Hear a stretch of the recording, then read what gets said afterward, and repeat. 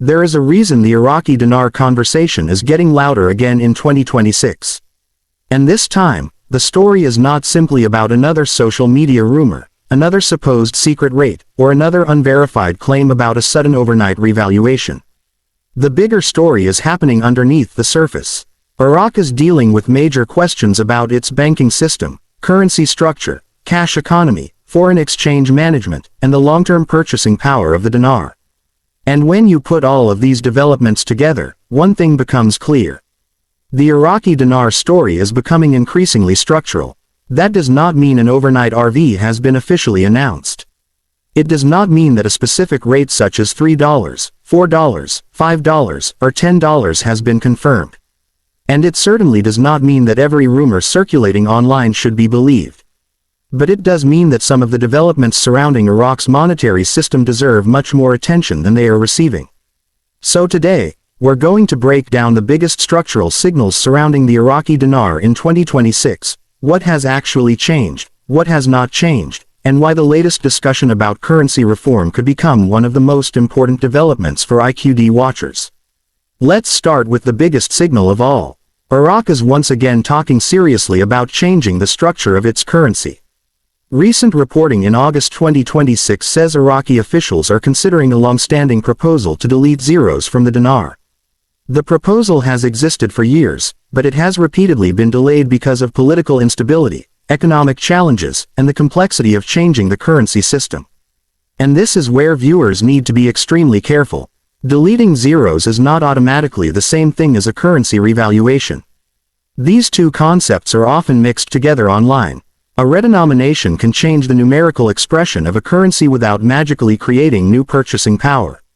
For example, if a country removes zeros from its currency, prices, wages, bank balances, and notes can all be converted according to the new unit.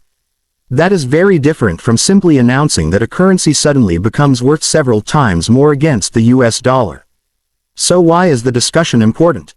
Because currency reform forces a government and central bank to address the underlying structure of the monetary system. And that brings us to the second major signal. Iraq has a huge amount of cash outside the formal banking system. According to recent reporting, an estimated 70 trillion dinars are held outside Iraq's formal banking system, representing more than half of the currency in circulation. Officials see this massive cash stockpile as a structural problem because money sitting outside banks is harder to monitor and harder to integrate into modern monetary policy. Think about what that means. If a country wants a more modern financial system, it cannot rely indefinitely on a massive cash economy. It needs stronger banks. It needs digital payments. It needs transparent financial institutions. It needs better compliance. It needs people and businesses to trust the banking system. And Iraq has been working on exactly those areas. This is why the banking reforms may actually be more important than the dramatic RV headlines that dominate social media. Because before a currency can become more internationally integrated, the financial infrastructure supporting that currency has to become stronger. And that is the third signal. Iraq's banking sector has been undergoing a major reform process focused on compliance, governance, supervision, and reconnecting eligible banks with international financial networks. In June, the Central Bank of Iraq said restricted banks were progressing toward reintegration into foreign currency transfer operations after meeting supervisory and technical requirements. The CBI also highlighted stronger anti-money laundering and counter-terrorism financing frameworks. That is not an RV announcement, but it is a structural development. And structural developments are exactly what we should be watching. Because if Iraq wants its financial system to operate more effectively with international banks, it has to improve the systems that determine how money moves in and out of the country.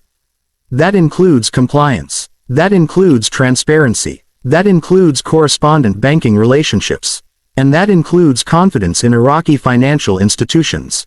Recent reporting from July also showed that the U.S. Treasury had laid out a pathway for restricted Iraqi banks to potentially regain access to dollar transactions, but only after meeting strict compliance, governance, audit, investment, and licensing requirements.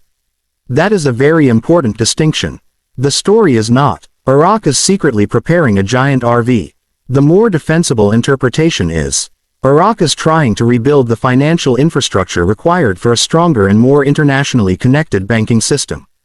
And that distinction matters. Now let's talk about another signal that has attracted enormous attention. Digital payments. Iraq has been moving toward expanding electronic financial services and increasing payment limits for registered companies and businesses. Why does this matter for the dinar? Because moving economic activity from cash into traceable digital channels gives authorities greater visibility over financial flows. It can also reduce dependence on physical cash. It can improve tax collection. It can make banking more useful for ordinary businesses. And it can help reduce some of the problems created by an economy where enormous amounts of currency circulate outside formal institutions. So when someone asks, what structural changes could matter for the dinar? The answer is not just exchange rates. Look at banking. Look at digital payments. Look at currency management. Look at reserves. Look at cash circulation. Look at dollar demand. Look at financial compliance. And look at how Iraq is trying to integrate its banks into the international financial system. These are the pieces of the puzzle. Now here's where things become even more interesting. For years, dinar watchers have focused almost entirely on one question. When will the rate change? But perhaps the better question is, what needs to happen before a major currency policy change becomes economically sustainable? That is a completely different question. A currency cannot simply be made stronger by changing a number on a screen. If the underlying economy cannot support that value, the market eventually creates pressure. That is why Iraq's monetary authorities have repeatedly emphasized stability. In February 2026, CBI Governor Ali Al-Alak said there were no plans to change the exchange rate and argued that Iraq's reserves were strong enough to meet foreign currency demand. And in June, the CBI again reaffirmed exchange rate stability and denied an intention to change the current exchange rate, while pointing to stable monetary and financial indicators. That means we need to separate two stories. Story number 1, Iraq is actively working on structural monetary and banking reforms. Story number 2, the official exchange rate has not been publicly replaced with some dramatic new RV rate. Both can be true at the same time. And this is exactly why the current situation is so interesting. Because the structural story is developing even while the dramatic rate story remains unconfirmed. Now let's talk about the delete the zeros issue in more detail. This is perhaps the biggest reason the dinar conversation has suddenly received renewed attention. The idea of removing zeros has been discussed in Iraq for years. Recent reporting says officials are again considering the measure, with some discussion pointing toward implementation beginning in 2027.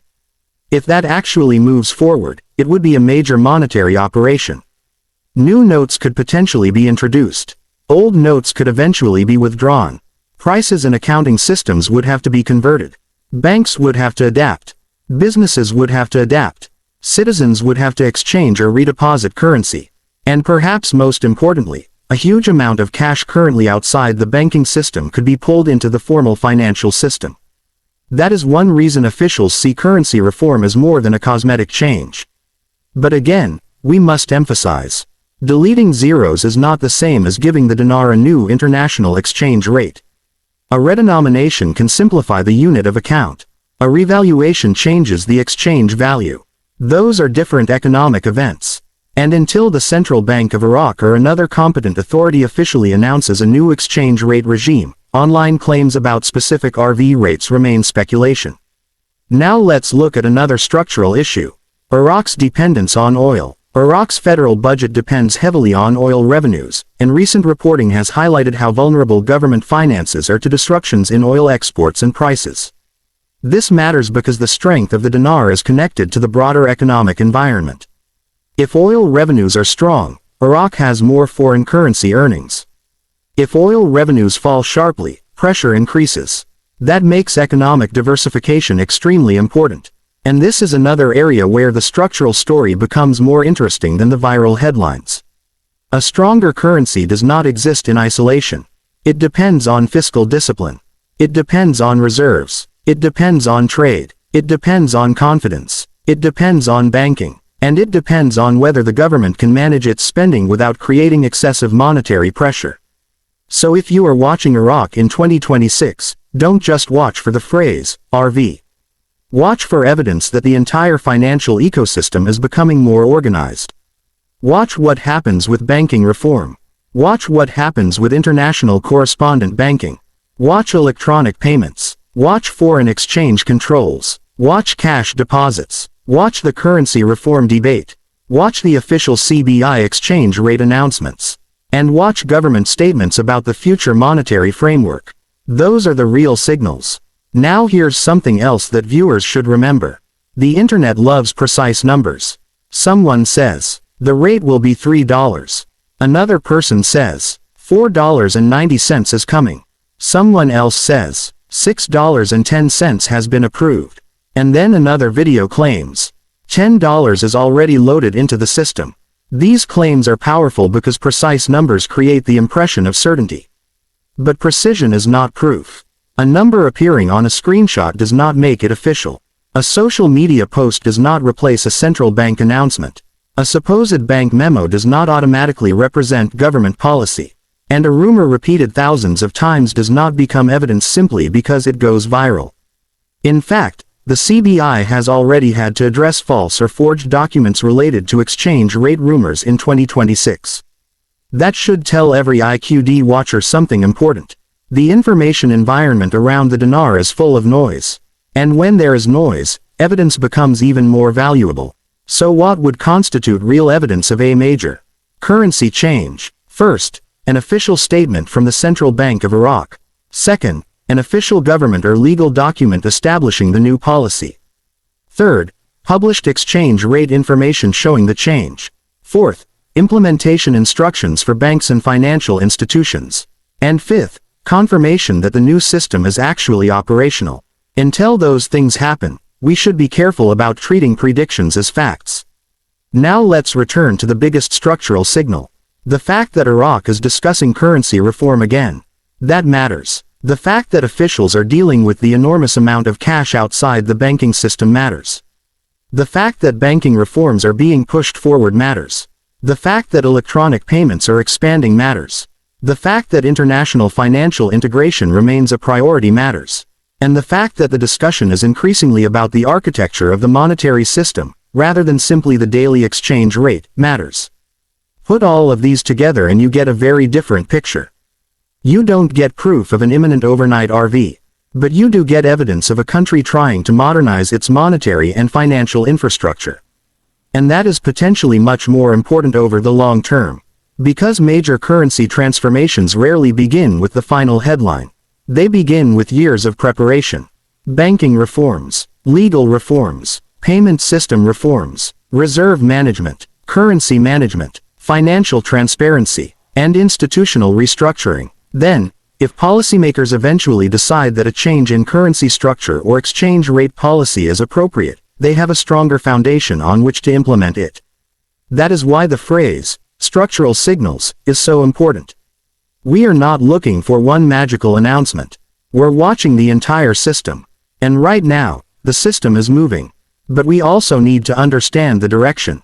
The central bank's official published information continues to show the dollar at around 1,310 Iraqi dinars in its listed exchange rate data. So as of now, there is no basis for telling viewers that a dramatic new dollar to dinar rate has already officially replaced the existing rate. That may disappoint people who are waiting for a massive overnight change. But honest analysis is more valuable than hype. And ironically, the honest story may be more interesting.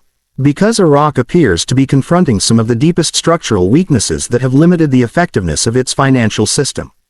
The cash economy, the banking system, foreign exchange channels, compliance, digital payments, currency organization, and economic dependence on oil.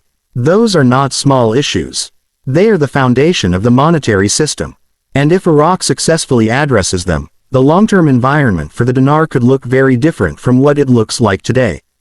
The question is not simply, will the dinar RV tomorrow? The better question is Iraq building the financial system that could eventually support a different monetary future? And that is a question worth watching. There is one final point that every IQD holder should keep in mind. Structural reform can take years. Even when governments announce ambitious plans, implementation can be slow. Political conditions can change. Oil prices can change. Banking reforms can face resistance. Public trust can take years to rebuild. And currency reform can be delayed.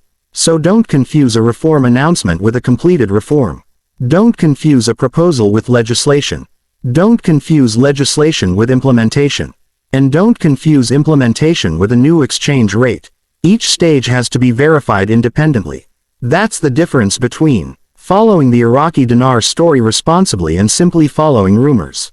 Right now, the biggest development may not be a secret rate. It may be the growing focus on the structure underneath the currency. Iraq is discussing currency reform. Officials are confronting the problem of cash outside the banking system. Banks are being pushed toward stronger compliance and international standards. Electronic payments are expanding, and policymakers continue to focus on monetary stability. These are the signals that deserve attention. So if you're watching the Iraqi dinar in 2026, don't just ask what number someone claims will appear next to the dollar. Ask what is happening inside Iraq's banking system. Ask what is happening to the cash economy. Ask what the central bank is officially announcing. Ask what reforms are actually being implemented. And most importantly, ask whether the evidence supports the claim.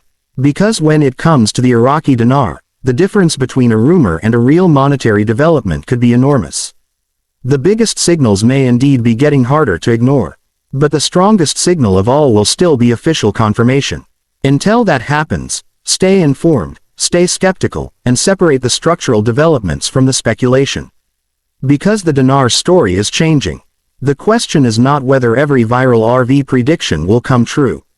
The question is what kind of financial system Iraq is building, and what that could eventually mean for the Iraqi dinar. This is the story worth watching.